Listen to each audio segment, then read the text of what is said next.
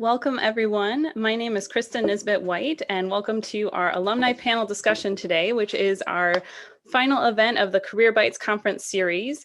The Career Bytes Conference is in its 5th year of being offered, and our theme is Prepare, Connect, Succeed. And we are grateful for the support for these series of events from our Student Government Association. So I'm going to advance my slides here, so give me a minute, and then I will introduce our panelists and our wonderful moderator for today, which is Aika Torres, who is the Graduate Assistant in the Career Development Center. So just give me a moment here to get the slide to advance here.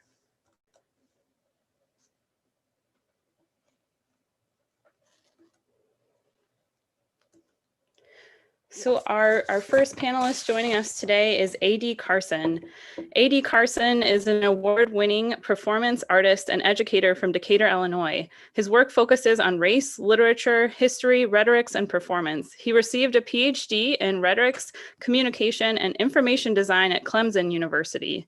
His album, I Used to Love to Dream, the first ever rap album peer-reviewed for publication with an academic press, was released with the University of Michigan Press in 2020. This work extends from his doctoral dissertation, Owning My Masters, The Rhetorics of Rhymes and Revolutions, a rap album that is the primary feature of a digital archive at phd.adthegreat.com. Owning My Masters was internationally heralded and was also recognized by Clemson's graduate student government as the 2017 Outstanding Dissertation. Dr. Carson was a 2016 recipient of the Martin Luther King Jr. Award for Excellence in Service at Clemson University for his work with students, staff, faculty, and community members to raise awareness of historic entrenched racism at the university through his See the Stripes campaign, which takes its name from the poem featured on his dissertation album. He is also the author of a novel, Cold, which hybridizes poetry, rap, lyrics, and prose. Dr. Carson's work has been featured by Complex, the Chronicle of Higher Education, Forbes, The Guardian, Journal for Cultural and Religious Theory, NPR's All Things Considered, OK Player, Quiddity, International Literary Journal and Public Radio Program, Time, USA Today, and XXL, among others. His projects are available to stream download for free at adthegreat.com. Dr. Carson is currently the Assistant Professor of Hip Hop and the Global South at the University of Virginia. We also have with us today Nikki Overcash.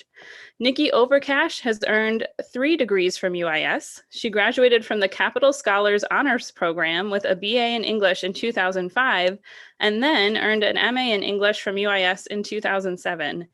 She served as a Peace Corps volunteer in China from 2007 to 2009, where she taught, and I'm sorry, I need to advance the slide here. Sorry, I'm going to take a pause in that bio just for a second to get there.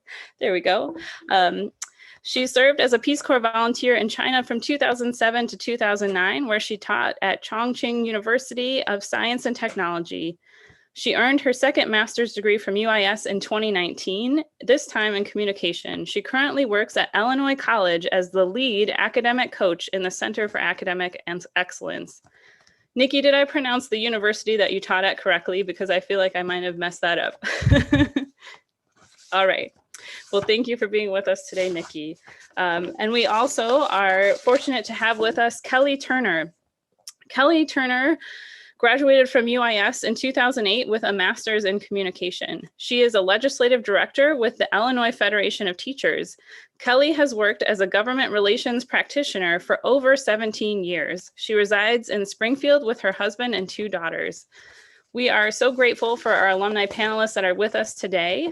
And again, I apologize for missing the slide there. Here's Kelly. And then I am going to turn it over now to Aika Torres, who is, again, the graduate assistant here at the Career Development Center. And she is going to be the moderator for our panel discussion today. So at this time, I am going to be signing off and turn it over to Aika. Thanks so much, Kristen. Thank you again to all of our panelists for being willing to participate today. I think this is something really beneficial for people who are graduating this year, but also for people who may not have jobs right now and who are looking to further their own careers and their career interests. So thank you once again. So I'm going to go ahead and ask y'all some questions. Feel free to chime in at any time. Don't be afraid to speak. You also don't have to answer if you don't want to, but feedback is always appreciated. So we'll go ahead and get started. So the first question that we have today is, what challenges did you face after graduating in the middle of a recession, and what did you learn from that experience?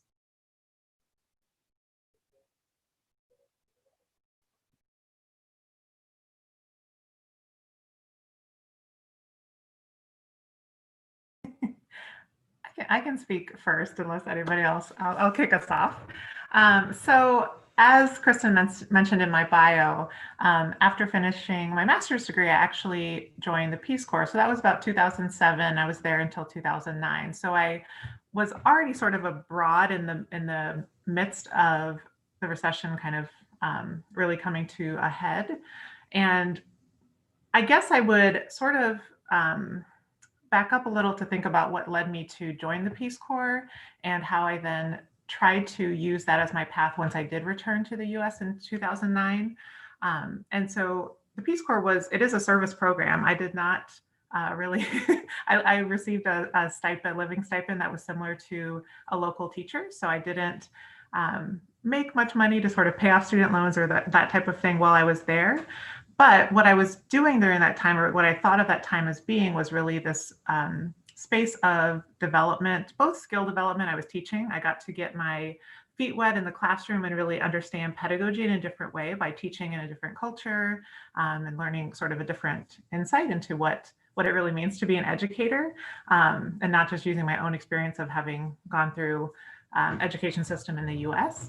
So that was a really nice developmental insight to get that, but also developing communication skills, relationships, all of those things that were really kind of those intangible skills that feel like it's not just something you can list out really neatly on a resume, but they play out in the long term of being able to leverage those skills in lots of different fields. So I think that was when I got back in 2009. I actually started working as an adjunct, and again, not a lot of money in that particular realm, but it was a space for me to start to keep building those skills.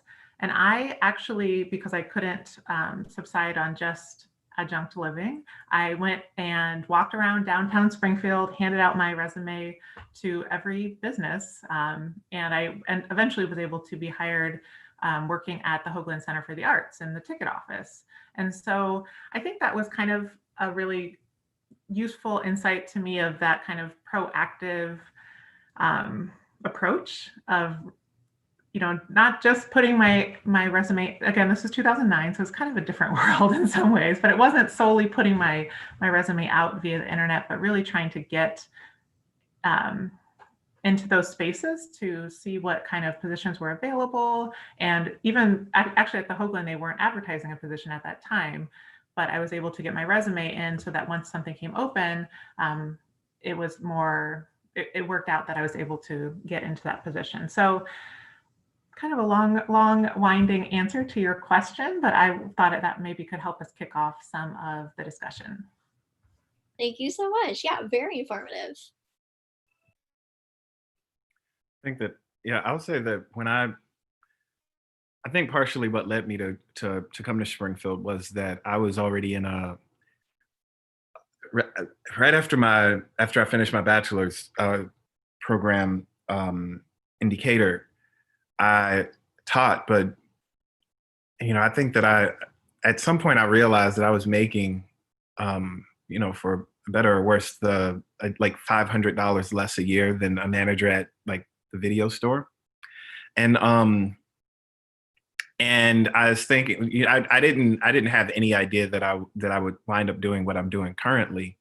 I just thought that I could maybe make the space for better potential opportunities on the other side. And so I left Decatur with the hope that there would be something else whenever I finished. While I was at UIS, someone from the Springfield School District came to me and said, "There's a rumor that you have a teaching certificate. would you be interested in teaching in Springfield?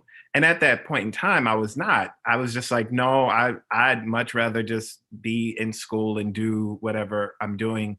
And then I think that at some point, maybe 6 months went by and I missed being in the classroom.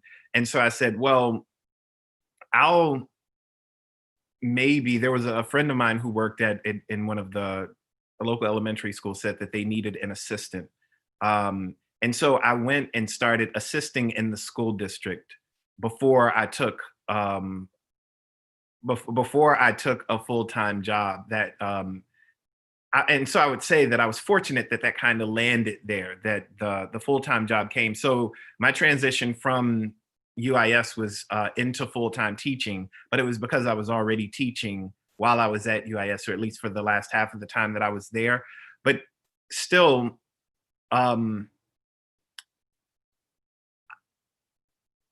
had my eyes and ears open for other opportunities. And so, but none of those opportunities to teach, particularly at the university level, were full time. And because they weren't full time, or they were, like I remember one, offer was it was to like teach 4 classes, but I would be so I'd be working full time, but I only be paid like I'm full time.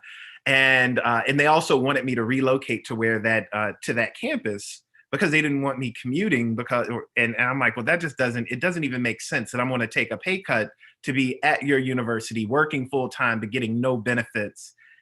It makes so much more sense to just continue teaching high school. And when that became, I won't say it became untenable, I just thought that the freedom that I want to have to teach what I want to teach, how I want to teach it, is probably going to come on the other side of me going and getting another degree. And again, even with that, I didn't have an idea of what was going to be on the outside, on the other side of it. I mean, I couldn't have fathomed, I could not have fathomed a thing, a professorship of hip hop being a thing. So it's like lots of like really good fortune more than anything else. Definitely good fortune. Wow. Thank you. For me, I was working full time when I started my program and completed my program. And in my position, I was working in government at the time. And when the recession hit, it was almost like the position I was in was like, this is a stepping stone. And so you'll do your like 2 to 5 years here, and then you will go further. And in 2008, it was like, do you make a transition or do you stay where you're at? And at the time, when I completed my degree, everyone was like, it was like a hiring freeze. No one was willing to hire anyone. So they just played it safe. So for me, I stayed with my current position until I think like 2012 or 2013.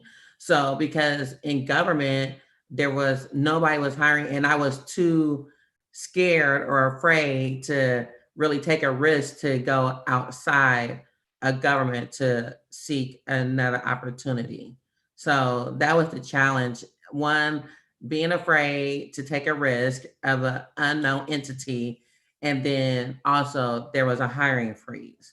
So some people moved and landed well. And a lot of people that I was working with at the time, we just decided to stay in our positions. I'm glad you were able to mitigate that. Yeah, that definitely poses a challenge for sure. A hiring freeze? No, thank you. Thank you for answering. The second question is, what personal or professional advice do you have for students who are graduating this year?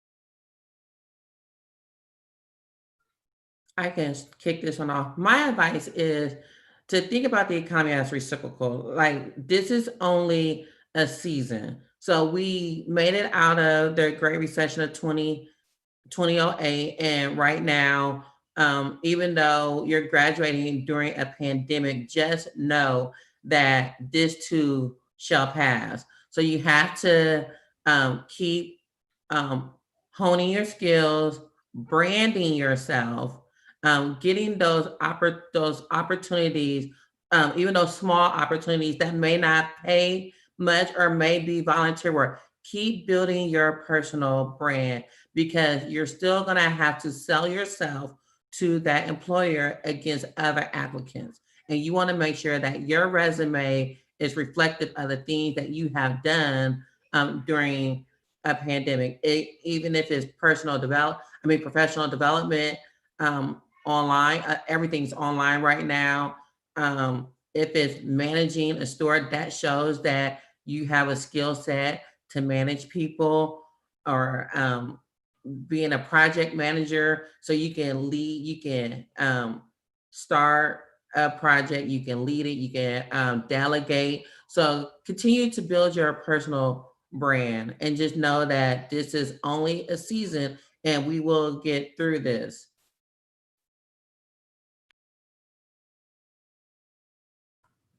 Yeah, I really want to echo the points Kelly is making, because I think that's really astute. Of this, this is a moment that is pretty challenging. It is challenging, and I think even when you think of how people function in the workplace today, people don't have the same job for 40, 50 years as they might have in the past. And so if that means at the moment you're not landing at your perfect position, that's okay. That's okay. It's a space for you to develop those skills. And I think back to that time when I was, first starting out in the working world, doing, as Kelly said, those, I did copy editing for people that didn't pay very much, but it has flourished into a space where I'm still doing those things on the side, but I have all this experience under my belt that helps me to make a little bit more now, because I've been doing it for long enough, right? So those things, it helps build skill. It also puts a little bit of money in your pocket. Maybe it's not as much as you prefer, but it's still a worthwhile investment. I think the other thing I would say is, I think networking is kind of, I hate that word, but I think back to the connections I made when I was at UIS, and while I was abroad, I kept in contact with my faculty, with other people in my graduate program. And it wasn't because I thought in my mind, oh, this is a network opportunity, but I liked those people and I was interested in what they were doing, what they had to say, their view on different things that were happening in the world. And I think that that effort on my part, which didn't even feel that much like effort, but that effort to stay connected does pay dividends, because people hear about something and they think, oh yeah, you know what, you might be interested in this. And then they'll send those opportunities your way.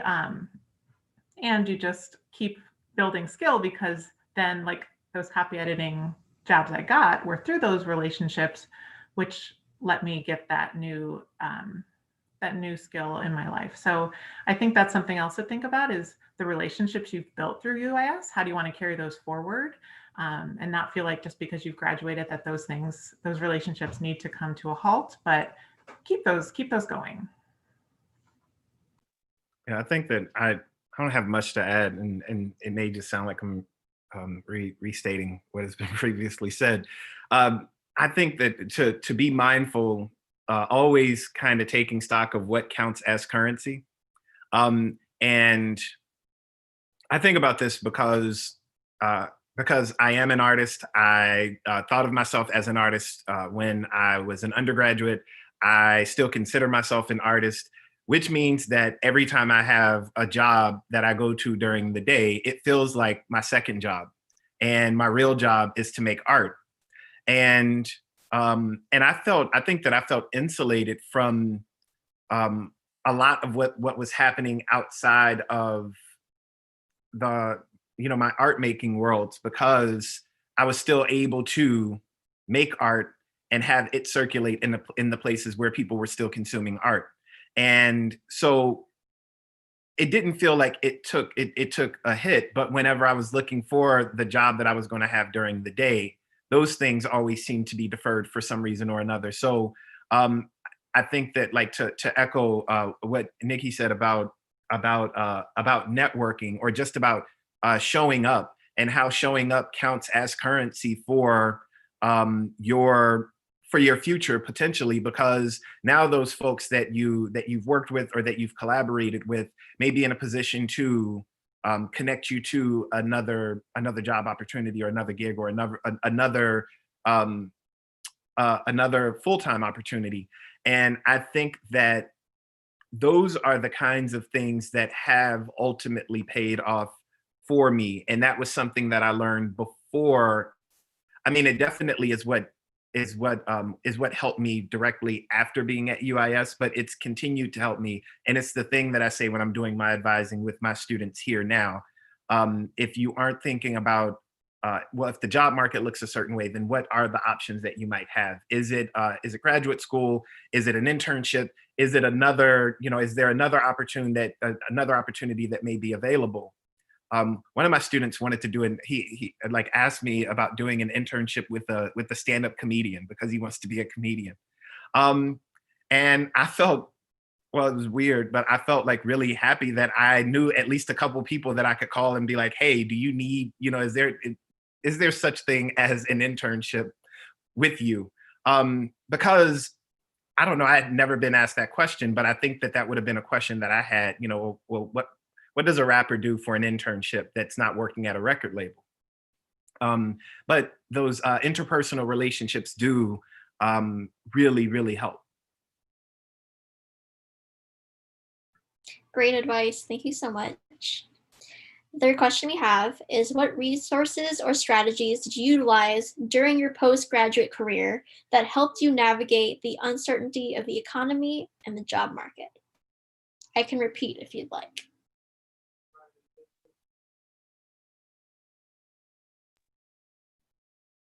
It goes back to building your network.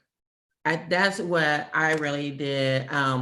When I decided to stay on staff during the recession, I made an effort, and it was intentional. And that's the thing with trying to find a career or find those opportunities, is you have to be intentional about who you network with, who you interact with, and who you network with, because the people you network with are the people who can help you propel your career or give you that kickstart. So I was really, I would say my first point is being intentional about what you want to do, making a decision and not wavering, not straddling the fence. You really have to know what you want to do, and then you have to make a plan, and you got to be adjustable. Your plan has to be like a living, breathing document. It can't be solid gold. You have to be able to have some flexibility within your plan to navigate, to pivot when you need to pivot, just to continue to reach that goal that you want to have in your career. So you have to be intentional, and then you have to have a network. You have to start building, and again, your personal brand, and start reaching out to people. A lot of people, I'm not an introvert, so I'm used to going up to people, talking, and just striking up a conversation. If you aren't that person, then you have to practice being in uncomfortable situations and putting yourself out there, because when you're looking for a job, you're vulnerable, and you're asking people for help, for guidance, for advice. You're going to have to get a mentor. You're going to have someone guide you, because as a newly graduate, you're new to this playing field, and you don't know the dynamics of looking for a job, interviewing for a job. It's a process. And I think a lot of people, I didn't know about career mentorship until mid-career. And I think that's one thing that we have to teach. And I'm pretty sure UIS is doing it, is teaching graduates about career mentors. So being intentional, building your network, and identifying a mentor. And your mentor can be multiple people, because there's people in different aspects, seasons of their careers, that can help navigate this process.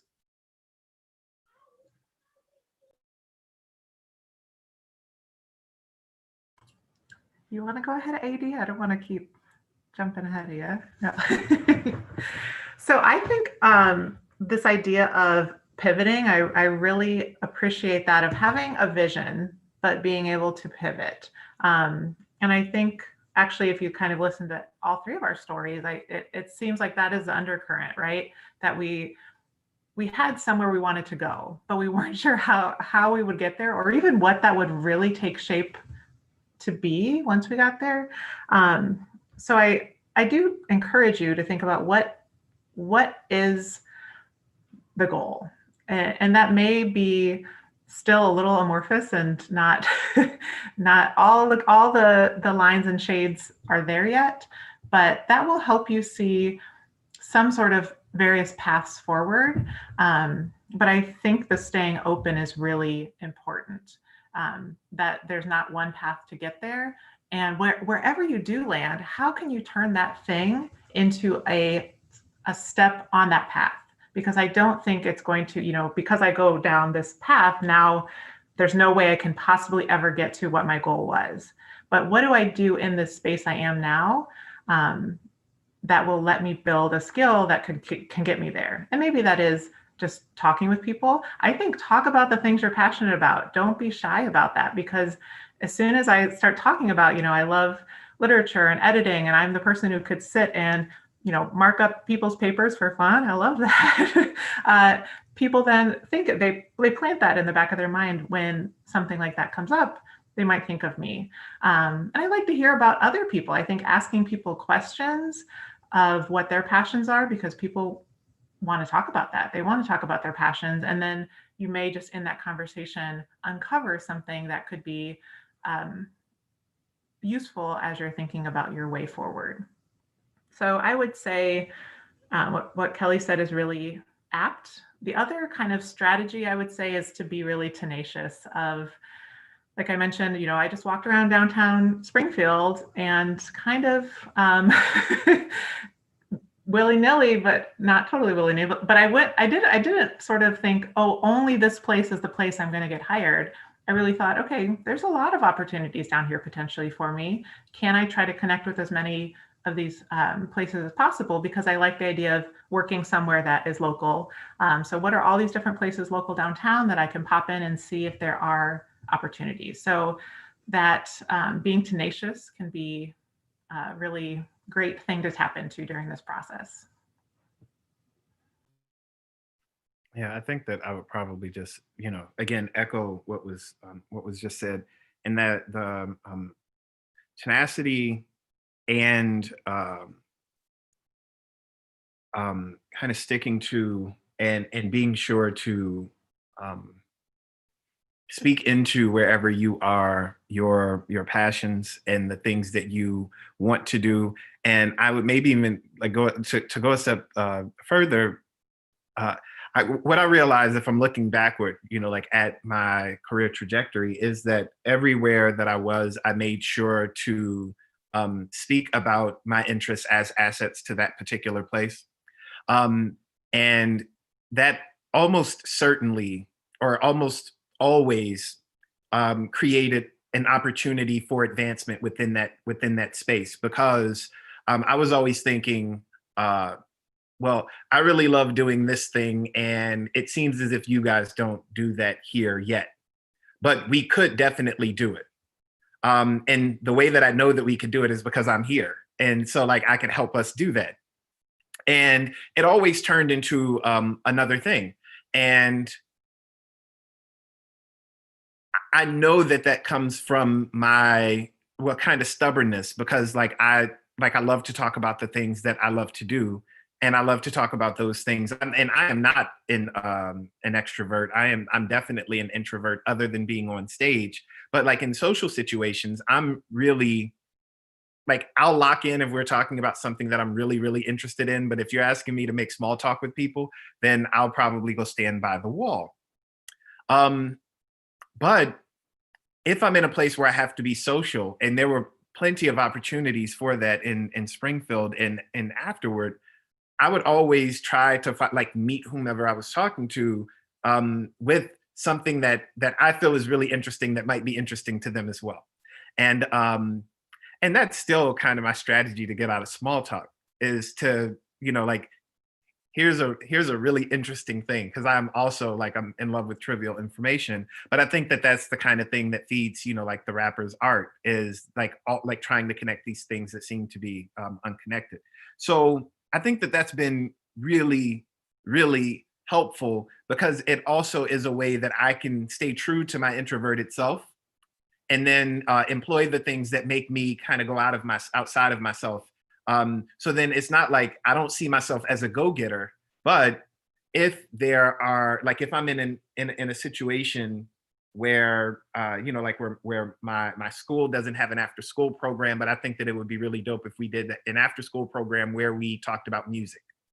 And I might be able to um, uh, bring along a community partner so that the school doesn't have to pay for it. And then I'm telling, like, one institution that they don't have to pay for this thing. All they have to do is host this thing. And the other institution is saying that we'd love to pay for this thing, but we don't know where to host this thing. And that's quite literally how the program that we did at Springfield High School happened. It wasn't like, both places were looking to do these different things, and it so happened that they matched up, and so we were able to have this great experience for lots of students there, that ultimately I was able to talk about, after the fact, as something that was a precursor to what we do in my rap lab here at the university, or at the University of Virginia. And that was valuable experience that I got because of those two community institutions being receptive to this idea that I had about my intersecting passions. Wow, thank you so much. Our next question is, what are some communication strategies or best practices that would help to set someone up for success during the hiring process? Yeah, I think that I just want to say that I think that's what I was just saying. Yeah. Yeah. Because and that's I think that it's really helpful. We do sometimes do mock interviews, and all the time I'm really interested in what my students are interested in. When I'm thinking about graduate students, I'm interested in what they're interested in. I don't want to hear you tell me what you think I like. I want to hear what you're interested in, and what brings you here. I want to hear the true story, not the fake story, not the one that you made up that you thought was going to be impressive to me. Because, well, you hear a lot of people try to give you the impressive story, and when it sounds manufactured, then, well, it sounds manufactured. And so I think that people appreciate you being earnest, and like, expressing your passions. So that's my little bit.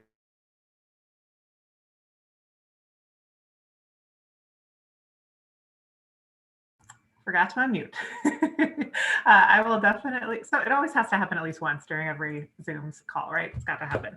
So definitely want to echo that idea of, you don't remember the small talk that happens during a job interview. You remember the meat, and often the kind of the digging into those passionate moments of, here's my, I'm so interested in this, and here's what I see could happen at this, institution or in this role. And it doesn't have to be that you're going to be the big boss to be able to be the person who can make that change. I think in any role you can say, you know what, it would be really cool if, I'm super interested in this idea. I think about when I first started working full-time. So I used to actually teach at UIS. Eventually did get a full-time position there, working in the honors program. And I, as a student, had been on the forensics team, on the speech and debate team. And when I was teaching, we didn't have that. The team had kind of gone away. And I would just kind of talk about, my experience as a student. I love this. This was such a vital part of what my experience was.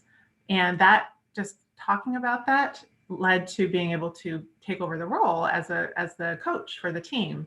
And so putting that information out there, and that could be in the job interview or just in casual interactions that you're having with people, of things that you care about, has a really lasting impact, as well as giving space for others to get into that nuance and asking those questions. So I think that's a really important part of this process of don't feel like you have to have the perfect answer that you would find on a template online of like, when they ask you this, here's how you answer. Speak your truth of here is what I really care about. And here's how my skill, maybe I'm not quite there yet with a certain skill, but I feel that I could grow and apply this other skill I have into this role. I want to piggyback off of AD and Nikki with being your authentic self. And I agree 100% wholeheartedly in speaking your truth and being authentic and not copying the answer from the Strong Foundation or whatever Google site you find for 100 or the 10 best interview questions. Share your story, share yourself, because that is really what's going to set you apart in an interviewing, during the interview, the hiring process. No one wants a canned speech because we can Google and be like, oh, they took that from there. And like AD said, it sounds manufactured. We know it. We've been there. So bring yourself to the interview. Just show up. That's, I would say, showing up. And then back to my first, earlier in the panel, I talked about branding yourself, building your personal brand. How do you look to your future employer, your future client? It's basically social media. You have to be yourself on social media, but also know that a potential employer is going to look at your social media page. So if you don't, what they always say, if you can't share it with your mom, don't put it out there. So building your brand. And if you if you're only on Facebook, then you may want to set up your LinkedIn account now, because a lot of employers do look at LinkedIn and they are watching. It may not be the hiring boss, but I'm pretty sure they have an assistant who will get on Facebook and pull up your profile. There's ways to get around the privacy setting. So building your personal brand, and then also going back to the basics, what people, I feel like the younger generation don't do anymore, is sending that personal thank you email after an interview. I think that helps set people, potential candidates apart in the hiring process, is after the interview, the notes that you taken or the things that you can recall from the interview, is emailing a thank you, putting in a personal line, a takeaway from the interview process. That always helps during the hiring process. And if you're doing a panel interview, it would be emailing myself, Nikki, and AD separately with something individualized and personalized to that panel of interviewers. So that would be some communication strategies and best practices: is be your authentic self, bring you to the interview, think about your personal branding on social media, and following up after the interview with the people that interview you. That is what sets candidates apart during the hiring process. And then also, four things. Four things in that interview process. A best practice is it's also your time to interview the potential employer. So it's not a one-sided conversation, because they're looking at you to see if you're a good fit for their organization, but you actually need to interview them to ensure that they're a good fit for what you're trying to do. So make sure that you come, if they give you a 45-minute time block and they only take 15, then you use that other 15 minutes to interview them. And that really, I tell you this, that is impressive to employers, because most people don't think to come with questions for them. And it's not like, oh, so what's the starting salary? And what are the benefits? Is like, so what's the culture like? Why is there a high turnover? So make sure you do your research and interview them as well and come back with some tough questions for them to answer. And trust me, you'll stand out if you got 7 to 10 questions for them. Yeah, I think that, yeah, that, I think that, and what I was going to say, I guess I can maybe reframe this so that it doesn't sound negative or pessimistic, because I tend to do that. But I think that, you should probably just understand that, like, well, I'll say this about myself. I know I'm not for everybody. And I understand that. And so when I show up, when I have shown up at interviews, and I've had some that have gone spectacularly, and I've had some that have gone atrociously. But it, like, showing up as myself, being myself in an interview is also the way that I know whether I am for that place as well as that place is for me. And as Kelly said, with the questions that you might ask, the questions, I am a stickler for definitional questions. What does this thing in the job description mean? When I took this job here, I asked, well, what do you mean by the global South? Because that seems to be like a kind of amorphous thing, but it also could be like some very specific things. And I have some ideas, but I would love to hear what you all think it means. Because if I'm thinking one of these things and you're thinking one of the many other things that it could be, then, well, we might not be right for each other. I ask questions. I definitely believe asking questions about the culture, about demographics, about like views on diversity and inclusion, what it is that you look for in your employees, the kind, like what does decorum even look and sound like with one another? And the reason that I ask those questions, because those are things that will very often have people leave. And I don't know, like I tend to ask, in the place that I am now, and I think, in previous instances, the question that I would ask is like, well, can you give me a demographic breakdown of, well, like who you are and who you serve?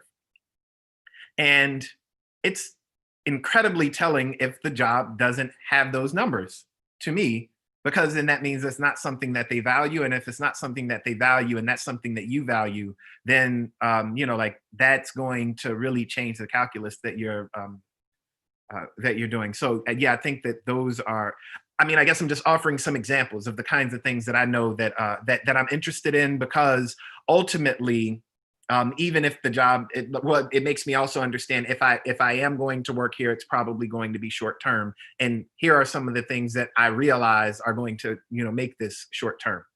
And if it's going to be long term, here are some of the things that make me hope that it is long term.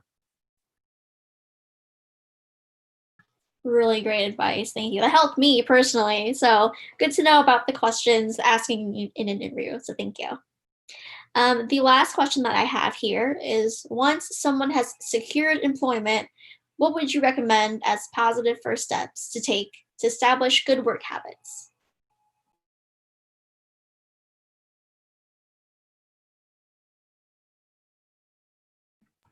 Okay. I would say, and I think that Kelly said this already, but it may not be a facet of the job, but I would say seek mentorship. Find someone, and maybe like multiple people, to ask questions about culture, about expectations, about how to do certain things. And I'm not saying do someone else's job, but I am saying, like be open and receptive to people who might be willing and able to help you navigate the space. And that does, it serves two purposes, of course. One is that you are getting to know your coworkers, and you're getting to know the culture, and you're helping yourself. But also, it just makes you a well, yeah, it makes your relationships to the people that you're working with better. I believe it creates, like actual bonds with people. And it prepares you for whatever other things that you might do. And it also prepares you for leadership. It prepares you to know what it's like to be a mentor to someone, if not, being a supervisor or something else, if you're looking to move up through the ranks. Most organizations now have an onboarding process. However, most do not. And if they have, so some do, some don't. So the first thing is you're going to sit down with your boss and they're going to outline expectations and objectives for you. So again, you have to make a plan. And that will go along with you and your boss. But then after you meet, you need to go back and think about what was said during that meeting and make a plan. What are some short-term goals and some long-term goals? What is it you want to establish in the first 90 days of being on the job? What does it look like in 6 months? And what does it look like a year out? What are your goals during your first year once you secure employment? And then AD, I do agree. Mentorships, you got mentors, but then also sometimes you just have to be very observant on your coworkers around you. You can't listen to everybody because everything you hear will be that person's objective, and you want to be subjective, and you don't know the type of experiences that your new coworkers have had amongst team members. So you can listen, but don't believe everything you hear, which is why you have to be very observant about your surrounding. That's why I'm asking those questions during the interview process about the culture of the organization, because every organization does have a culture, and it doesn't always have to be a racial culture or ethnic, but every organization has a culture. And it can be a good culture or it can be a toxic culture. But you won't know these things if you don't ask, and especially if you aren't observant. So you definitely have to be very observant of your surroundings, because you will see people who have some really good work habits, and you will take those things and probably incorporate it into your work ethic. And then you'll see some people who are cutting corners, and those are the people who don't get the project. And you're like, well, they've been here for 25 years. Why don't they ever lead a project? Well, now you know, because they have some bad work habits and they're always cutting corners. So, and then also paying attention to details and keeping a notebook, a to-do list and things. And it sounds tedious, and if you don't do that now, it's probably a good thing to get practicing and making, like, just start with 3 things and just start writing down and checking things off, because trust and believe your supervisor will be watching you, because they have to report to someone as well. So you definitely want to mentorship, set your own personal goals, and then be very observant of the culture that you are newly acquainted to. And don't be afraid to socialize with your new coworkers, the good and the bad, because their experiences will help you. I mean, there's a silver lining in every situation. Even if there is a person that cut corners, they may say, well, I do it this way now, but in the beginning, you learn a lot of why people do the things they do just by talking to them. So don't be afraid to have a work relationship outside of work, because then people aren't going to be um, open unless you be intentional. Again, being intentional about getting to know your newfound coworkers outside of the office too, as well. I think those are excellent points, and I'll bring up 2 other things that maybe haven't been touched on, just to bring something else into the mix too. I think as far as every time I've gone into a new role, that first year is hard. It is really hard. It's such an adjustment period, And right now I've been in my new role for about a year and a half, and I finally feel like I'm getting a groove, even though I've been in the working world for a long time. So when you're first in that new position, give yourself a break in a sense of, things are not going to go perfectly, but also build in space for reflection of, don't just keep plowing forward, on to the next thing, but try to think about like, how did that go? What went well? What did not work? Who could I use as, an ally in the future to help me figure this out? And who can I talk to about it? So that space of reflection, I think, is really a useful thing in that first year. And I think like my first year teaching as an adjunct, I told my friend, I'm never doing this again. I can't do it. I'm not a fit for this. But it's just that newness, right? It can be a real challenge. So cut yourself a break, but also give yourself space to reflect. And then the other kind of even more practical thing is see what discussions out there that's happening in your field. So I pivoted from being an instructor to working in the student success side of higher ed. And so I'm on all these listservs and those types of things where I just get to see the conversation. So there's the conversation happening in my program, in my department, but then there's this bigger conversation happening. And I think paying attention to that, it brings me new ideas. It helps me feel connected to the field more broadly. And I think whatever you're going into, there's LinkedIn, there's all these different avenues that you can see what are people talking about and how can I bring my voice to that conversation. Awesome. Thank you so much for all your answers to all these questions. Thank you for taking the time. So does anyone from the audience have anything they'd like to ask? Feel free to unmute or drop in the chat box.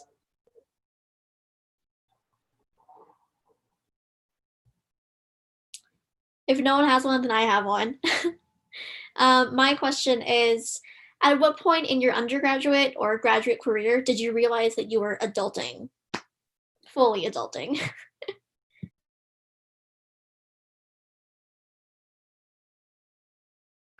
You say the undergraduate? I mean, as an undergrad, I knew that I was not adulting when I didn't have any food and I ate a honey bun for dinner, and I didn't have any meals left on my card. When I knew that I was doing it correctly, I think really, I don't think that I'm doing it correctly now. I really have friends. I think that I asked publicly via social media for people to send me gold stars for paying all my bills on time. And there are people who still kindly send me pictures of gold stars to say, here's for getting all of your stuff done. Because I do make great use of the alerts on my phone and they're always going off. But it's still difficult. But I do believe that like, I'm sure that I made it through 1 month without having someone remind me that there was a thing that I needed to pay. Yeah, I don't know. I mean, I think I'm almost ashamed that I don't feel that I've made it to that point that I feel like I'm consistently on my job.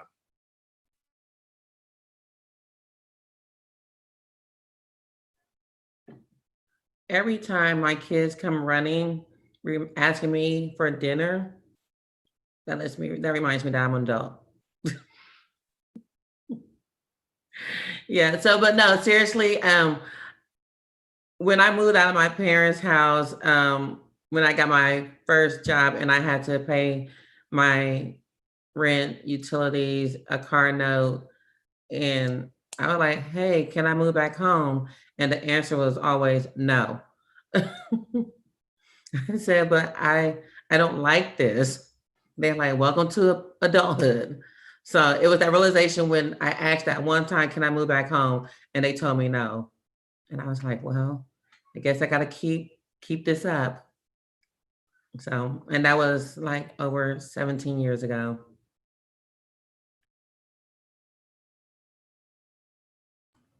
I don't think I have a great answer to that question. I'm really racking my brain, but I remember those moments that AD was talking about of like trying to, knock on my friend's door over in like Larkspur and be like, hey, You had any snacks I can have? Because I am out and I don't know how to sort this out. So, yeah, I don't know.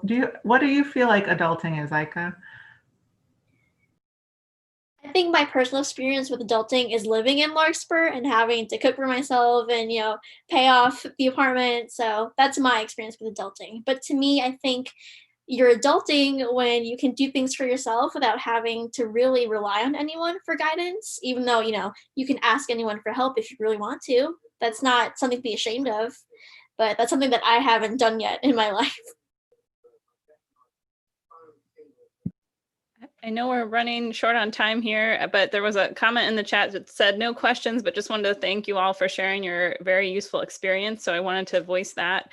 And if you would humor me, I do have one question, if you all are okay with it.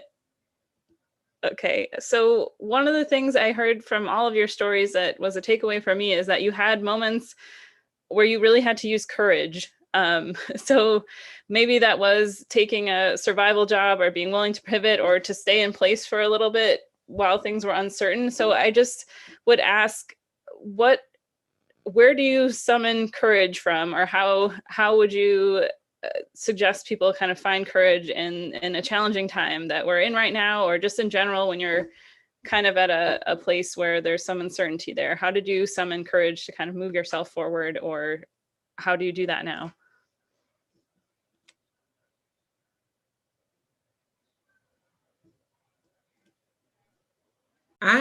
For me, I don't like to settle. So, and I don't like being told I can't do anything or being passed over.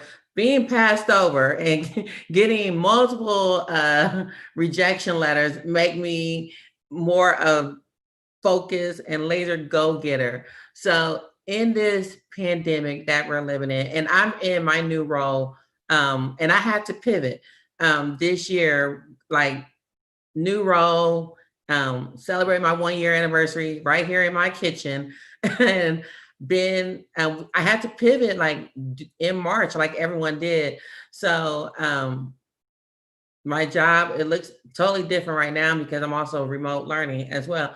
But during this pandemic, for the new grads, still be that go-getter, still had that same fire and desire as if we were living like March 16th, like nothing ever happened. If you were planning to apply for 50 jobs after graduation, still apply, still reach out or search those websites, research and see if that organization had pivoted with their job titles and roles. Are those remote positions now?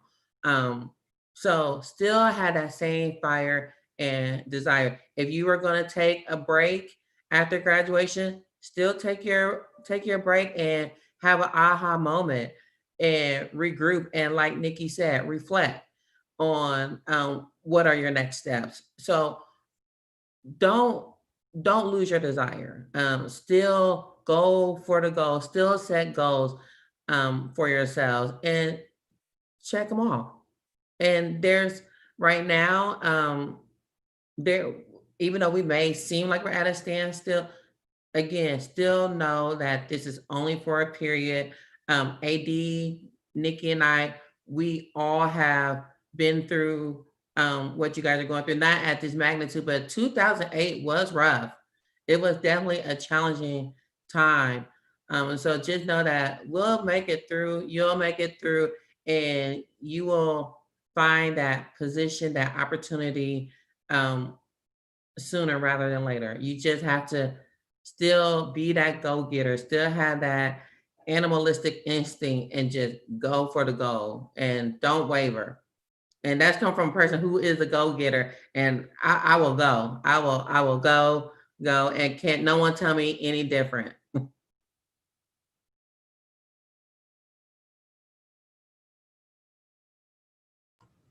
Yeah, I would add to that. I think just reminding yourself, when I think, so 2008 was over a decade ago. What? I feel like I've lived many lives in that time, many lives.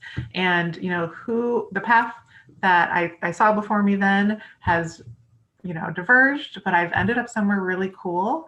There's been bumps along the way, but I think just remind yourself what we talked about at the start of the session, that this is just a moment and it is a challenging moment. There's no denying that, but find the way to make what you can of the path that you're able to put in front of you at the moment. So, and then at some point you're going to look back and be like, whoa, I did that. I went through that and I've ended up in this totally different place, maybe that I didn't expect. So I think that, and also don't feel you have to go it alone. I'm very much an advocate, which I've talked about a lot, of talk to people, connect with people. I am also an introvert and I'm a favorite person to hang out with. I will hang out with myself all day, but I'm super interested, genuinely interested in other people and what is going on in their minds and their lives. So tap into that right now, because you are not alone in having this really difficult time. So talk to other people and don't feel that you have to kind of figure everything out on your own. I guess I would have to be honest and say that I don't believe that courage is a thing that has pushed me forward. I think that it's really that personally, after I was employed, after I had a job, I was always working with the understanding that things could and were at one point worse than they are now. And because of that, I was always motivated by the fact that I persisted when I had nothing and seemed like there were no options. And if I was able to be here after that, then I feel confident that I will be able to get up again from whatever the next setback may be. And I think that also motivated me to think and dream and wish really big, because I just realized at some point that if you aren't the person who's going after the thing that you want, well, then you have no opportunity for it. And also, it's very unlikely that someone is going to come to you with your perfect opportunity. And so sometimes you're going to have to create the space for that to even be a thing. And so, yeah, I think that it's just always thinking that when I've had nothing, I've always been able to make something out of that. So I have something, which means that I'm doing better than I could be.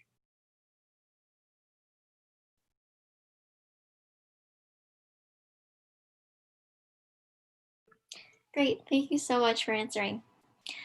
We are out of time, but I want to say thank you again for being willing to participate, and to our audience for coming and hang out with us today. So thank you again. Thank you. Thanks for the invitation. Appreciate it. Peace to y'all. Right. Thank you.